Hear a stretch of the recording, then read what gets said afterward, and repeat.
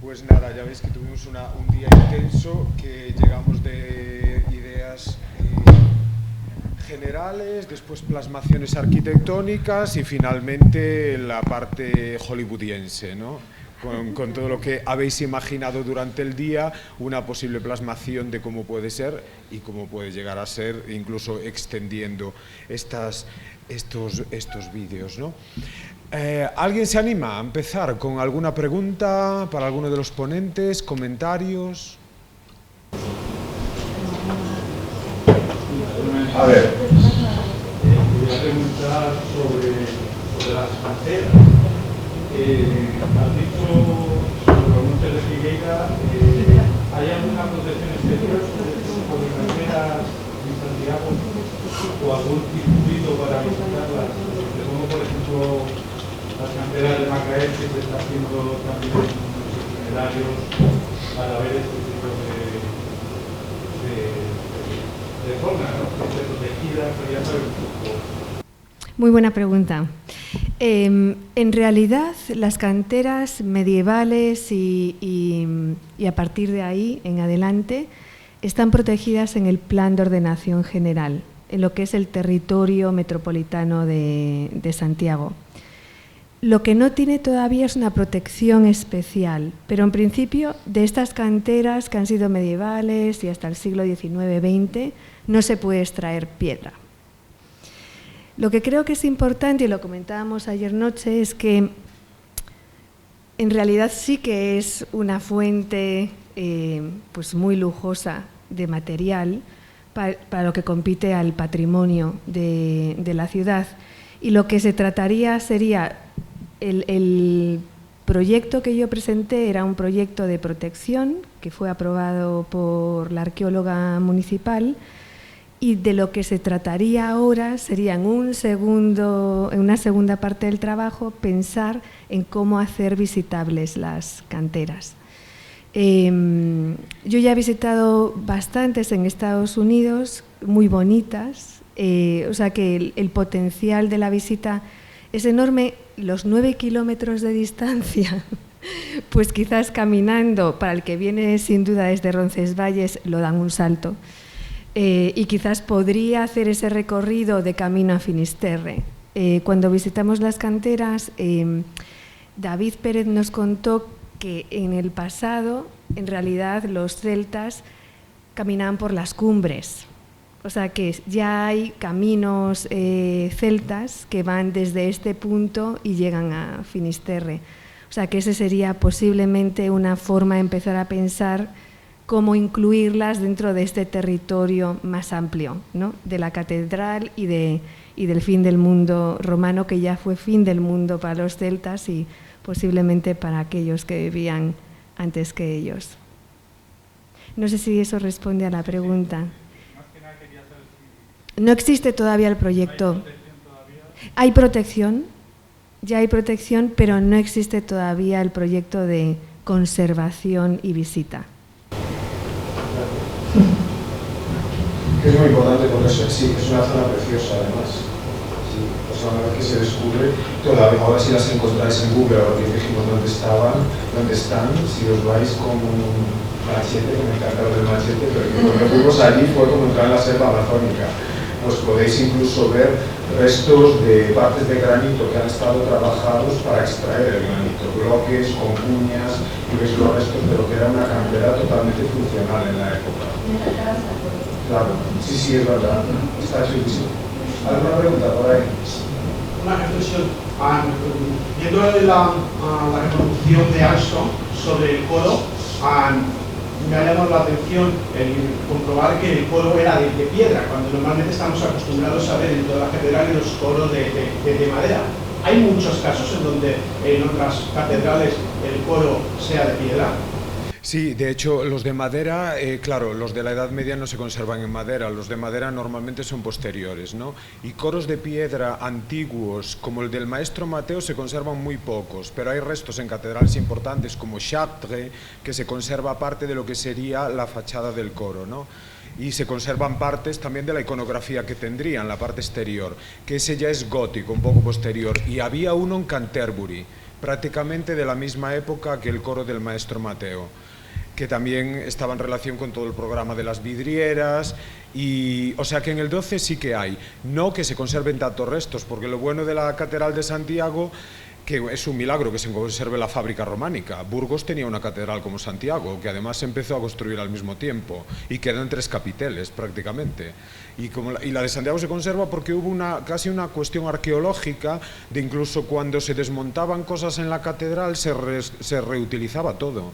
Y de hecho las piezas del coro, la mayoría de los doseles, se encontraron a finales de los años 70, cuando levantan el pavimento que está justo delante de la entrada al Pórtico de la Gloria. O sea, la plataforma esa de la escalinata, cuando uno sube la escalinata del Obradoiro, la plataforma esa que se le puso un lienzo pétreo en el siglo XVIII, pues eran piezas del coro del maestro Mateo reutilizadas. Lo que hicieron, en vez de destruirlas, pues simplemente le dieron la vuelta y utilizaron la parte plana para el pavimento. Pero claro, es maravilloso porque, y también pasó, como utilizaron el hecho de que veneraban las piezas del coro, es que cuando se desmontó, los lienzos completos con los profetas se pasaron a la Puerta Santa, una zona tan importante como que es lo primero que vemos. Y es curioso, los niños cantores que enseñó Anxo, que están ahora en la portada de Platerías, ese se pusieron en el siglo XIX. Que en el siglo XIX se caían trozos de la portada de Platerías y quedaban vacíos, y eso lo puso un canónigo muy famoso, López Ferreiro. O sea que lo bueno es eso, en la catedral aparecen muchas sorpresas porque no se destruía nada.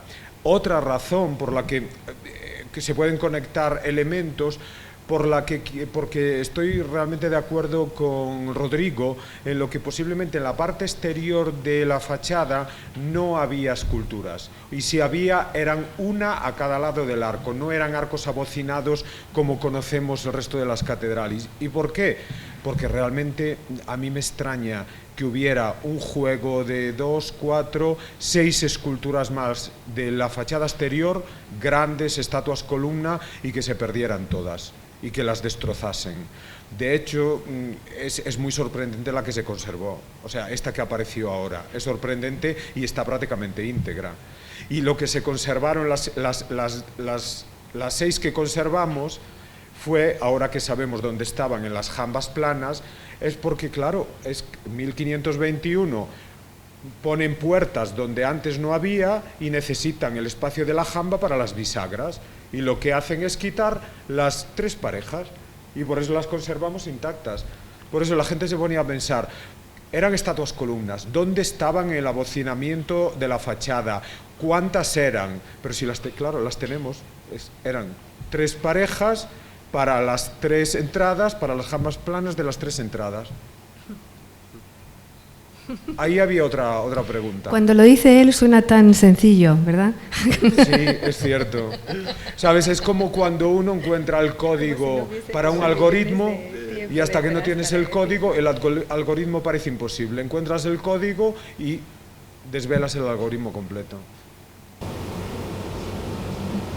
Yo me hago la pregunta, con dudas algunas. Por un lado es al hilo de las canteras de Figueira, ¿por qué se dejan de utilizar? ¿Por qué se dejan de utilizar esas canteras? ¿O en qué época? Que no lo sé. Entiendo que ahora no se puede extraer piedra porque se entiende que hay que protegerla, pero ¿en qué momento ya de ahí ya no se extrae más piedra? ¿Por qué? Muy buena pregunta. En principio, en el 1900, que es cuando se termina los informes de los pavimentos de la ciudad, seguían activas. Y por lo que sabemos de David, él decía que seguían bajando carros cuando él era pequeño. O sea, que en realidad han seguido activas durante mucho tiempo. Me imagino que llega un momento en el que, por cambios de tecnología, ya no compensa la veta que queda. Yo creo que es en ese momento, me puede ayudar Rodrigo, porque él sabe mucho más de canteras que yo, pues se dejan de utilizar por esa razón, pero no sé si... Pues No sé, yo no conozco a fondo el tema, pero primero hay que pensar que la Catedral de Santiago es muy grande. Quiero decir que el agujero que debieron dejar en el monte tenía que ser inmenso, y que las canteras de Figueira son unas de las canteras que se usaron en la catedral, pero no todas. A mí, en un contexto de geología granítica, 9 kilómetros ya me parece es muy lejos, mucha distancia para trasladar bloques. Esta mañana hemos hablado de algunos que podían ser muy grandes, por unos caminos y con unos medios muy limitados. Entonces, yo creo que lo que podemos pensar es que en Filgueira se sacó parte de la piedra del pórtico o de la catedral y de los pavimentos. Y de los pavimentos, y que habrá o hubo otras canteras que pueden estar ahora incluso en contexto urbano, claramente. Sí, de hecho de esto sí que tenemos información, y hay muchas que están detrás de las iglesias románicas de la ciudad, porque en realidad esta piedra había que transportarla, con lo cual las primeras canteras siempre se localizaban muy cerca de la iglesia. Galicia es una geología de granito, o sea que allí donde uno pone el pico, saca piedra. Entonces, precisamente es esta idea de la distancia lo que hace pensar que una veta especial para el pórtico fuese de grano muy fino. Esa es la teoría. Y había algunas, toda la montaña es una cantera, hay muchos restos. Esta es un gran hoyo, para entendernos, ¿no? Pero de los informes que hicieron en Italia, Kobeck, había unas muestras del monte que eran muy similares al grano del pórtico. Yo aventuraría, igual como respuesta a la pregunta de, no sé... ¿De por qué se dejaron de utilizar? Sí, de por qué se dejaron de utilizar. Comentabas que aún recordaban que se llevaban carros. Yo supongo que también tiene que ver, y no sé si estaréis de acuerdo, con el cambio de la tipología constructiva. En una época que se deja la piedra y se empieza con el hormigón y el ladrillo. Tal vez la demanda de ese material cayó en picado y ya no compensaba precisamente esos transportes tan largos y todo eso, porque para la demanda que había, pues no había ganancia suficiente. No lo sé, es una teoría que me acabo de... Eso por un lado, y por el otro la tecnología, sí. O sea, se pasa ya a canteras industriales. En Galicia tenemos las canteras de Porriño, no sé si las conocerás, que están justo al sur, en la frontera con Portugal, donde toda la montaña ya ha desaparecido. O sea, se pasa de una cantera trabajada con pico y con unas técnicas muy rudimentarias a una extracción de piedra con sierra. Entonces, esa cantera ya no tiene las dimensiones de una nueva cantera contemporánea, y ahí es la diferencia. Cuando yo hablé con la arqueóloga, lo que ella me dijo es que todas estas canteras están protegidas, o sea, porque están documentadas. No sé, yo tengo como una lista de quizás 12 en lo que es el territorio alrededor de la catedral. Sí, en este sentido... Mónica, ¿estás escuchando? Es para ti. Quizás Vale, a ver. No. ¿Alguien le puede llevar el micro? Sí. Ay, sí. ¿Puedes venir hacia adelante? No. O si no, se la repetimos también.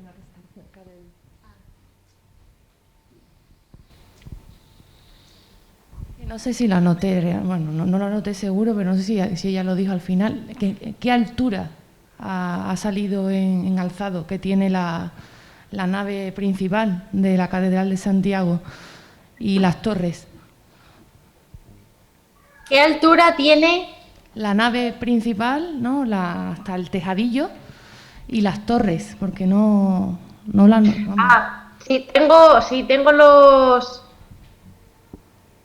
tengo los planos. Pero es que justo en este ordenador que lo tengo portátil, no los tengo aquí, No pasa podría nada, yo ir te a dejo. por el disco duro que lo tengo por ahí y te lo puedo decir. Genial. Pues nada, tú búscalo, que voy a hacer la última pregunta. Podéis ir haciendo la siguiente pregunta y ahora os lo muestro. Ahora lo vamos a mostrar, pero yo creo que está a escala la reconstrucción de la fachada que está en el libro, este gratis que tenéis, creo que ahí está la escala y ahí lo puedes mirar, pero te lo va a decir ella. La última pregunta era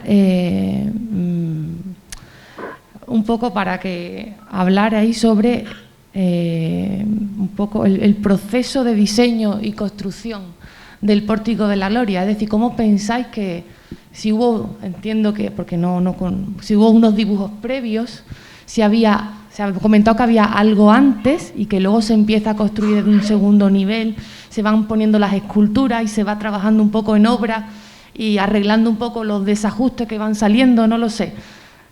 ¿Cómo pensáis que fue ese proceso de diseño, construcción, instalación de escultura, etcétera, etcétera, del Pórtico de la Gloria? Yo creo que lo has explicado muy bien. A ver, a nivel de diseño no se conocen planos como tales antes de bien entrado el siglo XIII, lo cual no quiere decir que no lo sabía, porque forzosamente lo sabía, pero no había planos de detalle. No tenemos que olvidarnos de que un proyecto de arquitectura medieval es parecido a un proyecto de arquitectura actual, donde están completamente definidos desde la cimentación hasta la instalación eléctrica.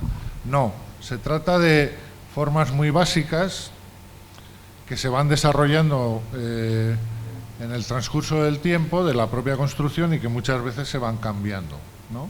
Entonces, en cuanto a la secuencia constructiva, pues hombre, claramente es la pregunta del millón, porque ¿quién hizo la fachada del Obradoiro? He oído decir a Mónica que es gelmiriana, podría serlo, ¿no? La parte de abajo de la fachada del Obradoiro. Otros, sin embargo, dicen que no, que la hizo Mateo, y que la cripta también la hizo Mateo. Y a mí me cuesta de creer que Mateo hiciera la cripta tal y como es la cripta, hiciera la galería de arriba tal y como es como la galería de arriba, ¿no? Entonces, estamos ante lo que se denomina un proyecto abierto. La cuestión, en este caso, es singular, porque se trata de una obra que, en unos términos generales, se escribe a una sola personalidad, lo cual es difícil de sustentar así, desde el punto de vista arquitectónico, y habría que matizar realmente quién era expresamente Mateo, ¿no? O sea, esta mañana he puesto una imagen que en el libro encontraréis justificado con más detalle acerca de las portadas laterales. Arquitectónicamente son iguales, pero las construyen dos equipos que no tienen nada que ver. Entonces, diciendo, ¿cómo se trabajaba así? Otro aspecto. Hay muchos detalles, algunos de los cuales están expuestos en la publicación y otros están en el informe, de que había una absoluta descoordinación o falta de acuerdo entre el equipo de escultores del pórtico y el equipo que estaba acabando las naves de la catedral. ¿Y por qué es así? Pues no lo sabemos, pero era así. Entonces, no sé, hay demasiados interrogantes abiertos. Creo que debemos partir del modelo de proyecto abierto, un diseño muy básico, que en este caso sería Nartes, estructura tripartita, etcétera, pero claro, a partir de ahí van surgiendo modificaciones que, como habéis visto, han podido ser muy importantes, ¿no? Y ahí es donde tenéis el diálogo este tan interesante que aparece en las contribuciones del libro entre dos teorías que realmente tienen muchas divergencias importantes, sí, que son la de Annette Munch-Meyer del equipo de Cottbus y la de Rodrigo de la Torre.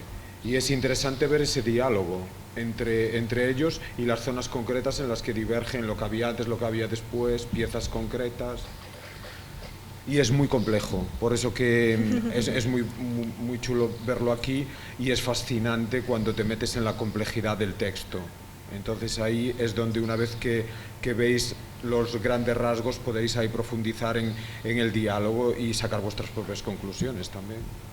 A mí me gustaría apuntar una cosa, y es que cuando estudiamos la construcción de un edificio, realmente tenemos muy pocos elementos para datarlo de una cronología, digamos, absoluta. Hasta la fecha de 1 de abril de 1188 puede ser falsa en cuanto a la colocación de los dinteles. No que sea la fecha falsa en sí, pero realmente es un misterio saber cómo atinaron con el día, ¿comprendes? Puede ser una fecha ceremonial, simbólica, que alude a otra cosa, pero ¿por qué? Porque la inscripción está hecha antes de subir los dinteles a la obra, ¿sabes? Entonces, subir los dinteles a la obra es una labor de tal complejidad, algo de eso verás en el libro, que parece un poco increíble que ajustaran la fecha de calendario al día, ¿no? Entonces, nos manejamos en una cronología relativa, que es esto antes que esto y después que esto otro, ¿no? Y ahí es cuando, dependiendo del historiador, que es quien tiene que interpretar esto, surgen a veces las grandes lecturas y también las divergencias, claro, ¿no? Esto es... Sí, que... Sí. Bueno, el libro El Pórtico de la Gloria, Arquitectura, Materia y Visión, que os comenté que si me mandáis un correo electrónico os lo mando gratis por PDF, pero que vamos, que lo encontráis en internet. Sí. El Pórtico de la Gloria, Arquitectura, Materia y Visión. Sí, pero me preguntas después y ya te doy el correo, que lo pasé antes en general, pero sí, y nada, ya lo recibes. Pero uno de las grandes incógnitas, ahora creo que solventadas, de la construcción del pórtico, es lo que comentaba Rodrigo, que os puede comentar ahora, es la proeza de ingeniería del Pórtico de la Gloria. Claro, el Pórtico de la Gloria se ven las esculturas que son impresionantes, pero hay una proeza de ingeniería que es la elevación de un dintel trapezoidal de 7 metros. 7,70. 7,70 y ¿cuántas toneladas? No sé. 7.500 kilos. 7.500 kilos. Vamos, que para mí es imposible, porque ese dintel... A ver, hay una cosa que no está incluida en el libro, perdón por hacer alusión otra vez, y es que el texto, el artículo estaba redactado desde hace bastante tiempo y después se hizo una endoscopia. Déjame introducir, darle un poco de sí, antes de llegar ahí. Entonces, claro, el equipo de Cottbus, de las publicaciones de Munchmeyer, pues lo que decían era que ese dintel era una pieza, el dintel este enorme trapezoidal. Incluso había la teoría de que, lógicamente, ¿por dónde entró el dintel? Pues por la portada norte, la actual azabachería, porque lógicamente no van a subir un dintel por las escalinatas, ¿no? Si había escalinatas en ese momento. Pero Rodrigo de la Torre diverge de esa opinión y para esto, o sea, no es porque digan ellos, no, a ver, es de una pieza sola, no, dan una serie de argumentos concurrentes para esa teoría. Y Rodrigo tiene la teoría de que el dintel son dos piezas que están unidas en el parteluz.